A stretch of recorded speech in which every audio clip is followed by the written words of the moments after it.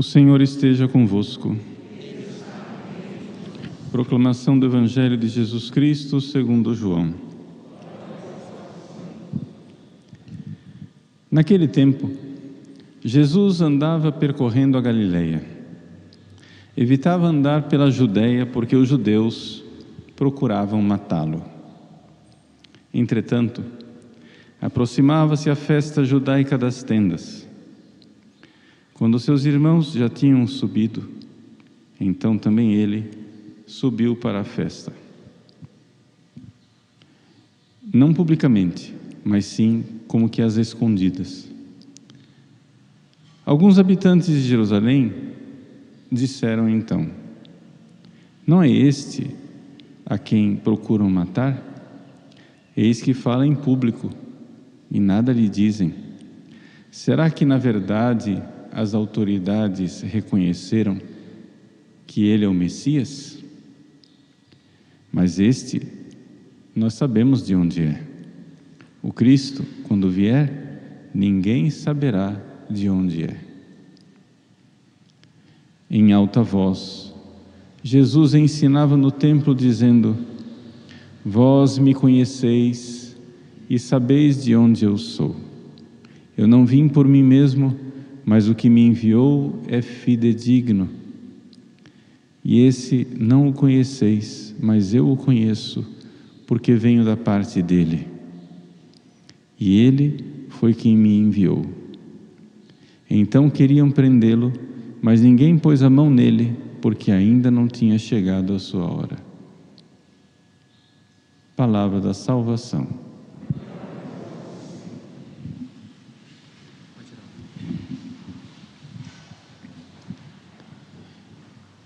Meus queridos irmãos e irmãs, nós vamos nos aproximando do tempo da paixão. Ou seja, a Quaresma, ela é dividida em duas partes. A primeira parte da Quaresma, ela é voltada para a penitência, para a nossa conversão, etc. Mas as últimas 2 semanas, ou seja, a 5ª semana da Quaresma e a Semana Santa, são chamadas de tempo da paixão, porque nós nos voltamos mais para o mistério da paixão de nosso Senhor Jesus Cristo. Nesse domingo, 5º domingo da Quaresma, era também chamado no calendário litúrgico antigo de primeiro domingo da paixão.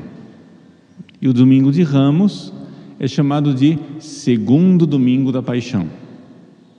Estou dizendo isso para nós, já nos prepararmos psicologicamente, espiritualmente, para esta mudança de foco que os evangelhos já estão nos preparando. Se começa mais continuamente a falar da morte de Jesus, os judeus querem matar a Jesus, etc, etc. No próximo domingo, vocês virão à igreja e as imagens estarão todas veladas, cobertas por um véu. É o início do tempo da paixão, 5º domingo da Quaresma. A igreja pede que nós façamos esta penitência de não ter a consolação das imagens que nos ajudam na oração, para que a gente se recolha um pouco mais e nós então façamos essa meditação da paixão de Cristo. O Evangelho de hoje, dentro deste clima de preparação para a paixão de Cristo, nos coloca, diante desta perseguição que Jesus sofre dos judeus, dos fariseus, que querem matá-lo. E nós podemos nos perguntar, mas por que é que querem matar Jesus? Poderíamos dar várias respostas a essa pergunta, mas a resposta fundamental é porque os fariseus, os judeus, tinham inveja de Jesus. O Evangelho de São João deixa muito claro essa realidade da inveja. E aqui, o pecado da inveja Ele começa então a aparecer com toda a sua feiura. Nós raramente vemos que as pessoas têm consciência da gravidade do pecado da inveja. Como se a inveja fosse simplesmente um sentimentozinho. Mas não é um simples sentimento. Vejam, o pecado da inveja é um pecado satânico. Veja, Satanás nunca teve relações sexuais, nunca cometeu adultério, nunca tomou droga, nunca se embebedou. Satanás não precisa de dinheiro, ele não precisa roubar ninguém para ter dinheiro, nada disso. Os pecados que as pessoas consideram grandes pecados na sociedade, né, são pecados que Satanás nunca cometeu. Mas o pecado da soberba e o pecado da inveja estão lá, né?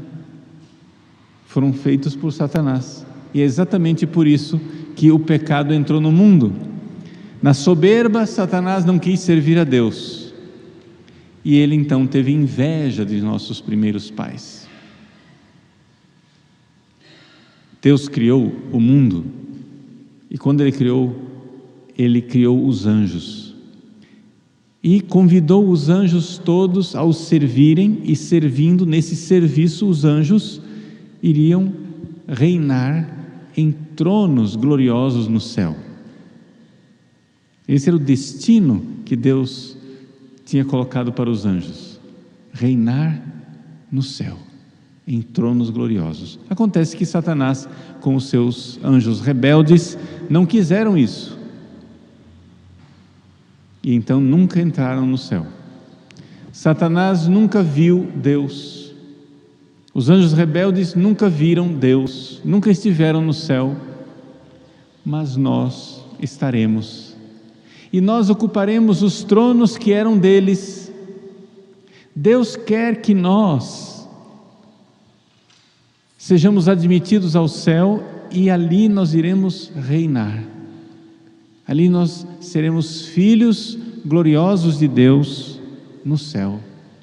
Que maravilha! Mas Satanás tem inveja disso e quer impedir que a gente veja Deus face a face. Satanás quer impedir que a gente chegue no céu. Então, por inveja dos nossos primeiros pais, Adão e Eva, Satanás levou Adão e Eva a pecarem. Então, o que é a inveja? A inveja é quando eu vejo a felicidade do outro e sinto tristeza com isso. Atenção agora, que essa parte aqui é importante. Eu sinto tristeza como se a felicidade do outro fosse algo que me causasse uma perda, como se a felicidade do outro arrancasse algo de mim, como se a felicidade do outro me causasse um prejuízo. Isso é inveja. Não é simplesmente um sentimento de tristeza, um sentimento de ciúmezinho. Por exemplo, eu vejo uma pessoa santa e digo: nossa, eu queria ser santo como ele.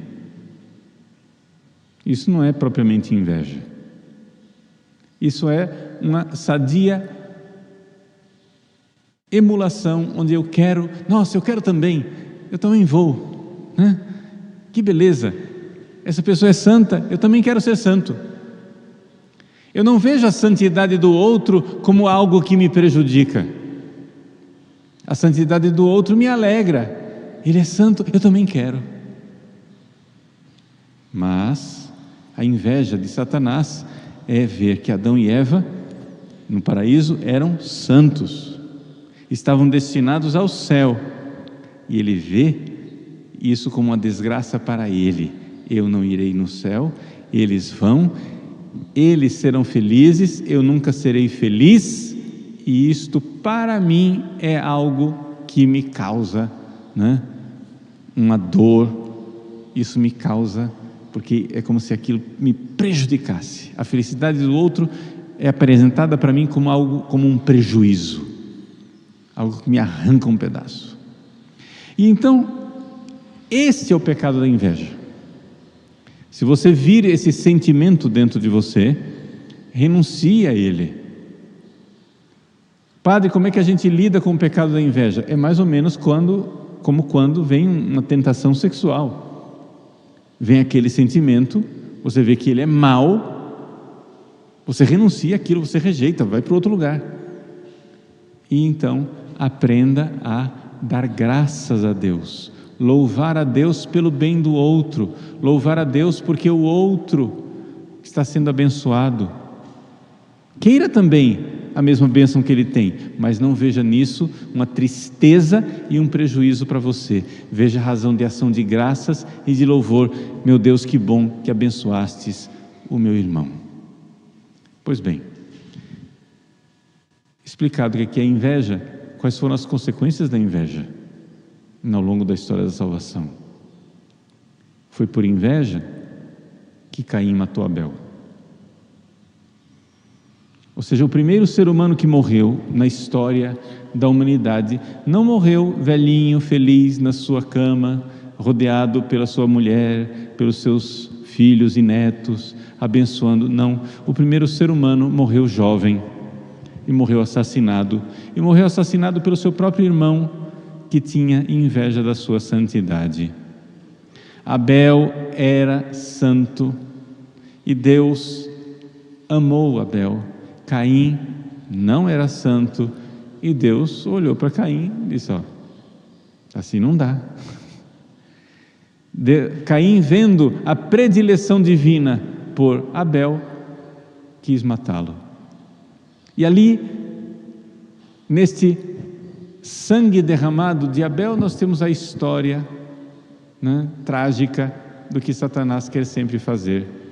Foi por inveja que os irmãos de José venderam José no Egito. Foi por inveja que Saul quis matar Davi.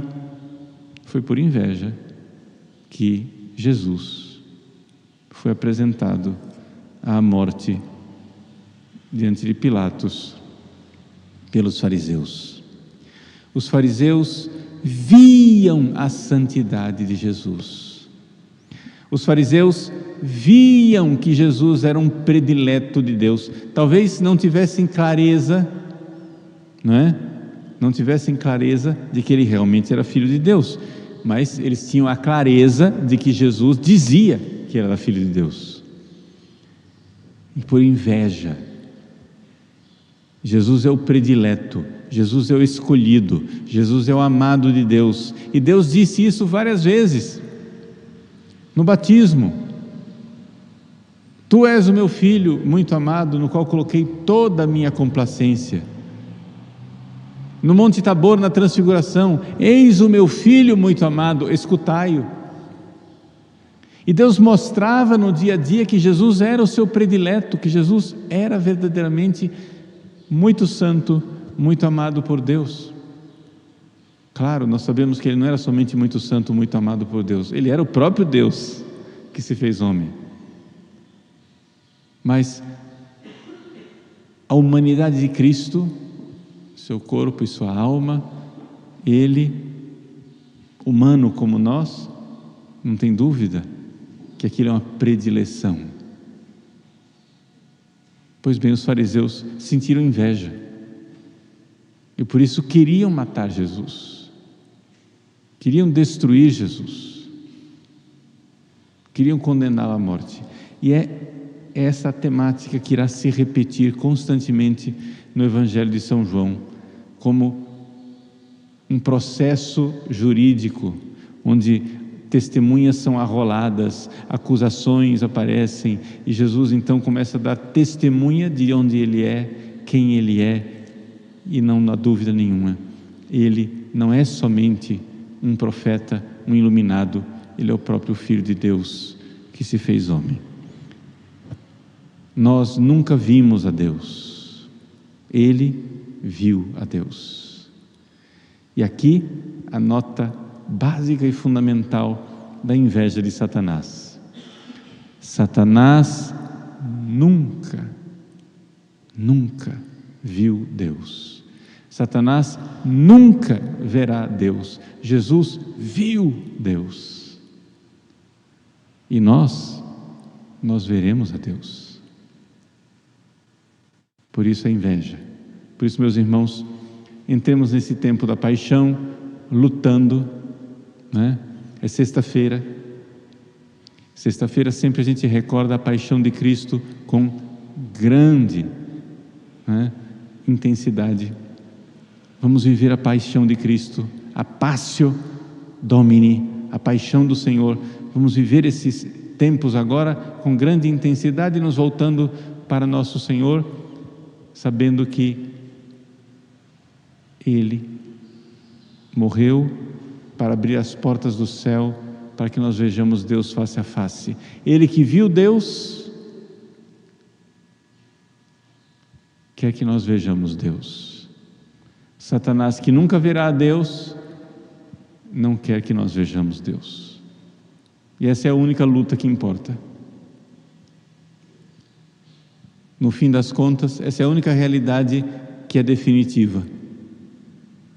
É a realidade de que nós fomos chamados para ver Deus face a face e precisamos lutar, porque os espíritos maus, invejosos, querem impedir que nós cheguemos lá. Confiantes na misericórdia de Cristo e no poder da sua paixão, ofereçamos o santo sacrifício da missa.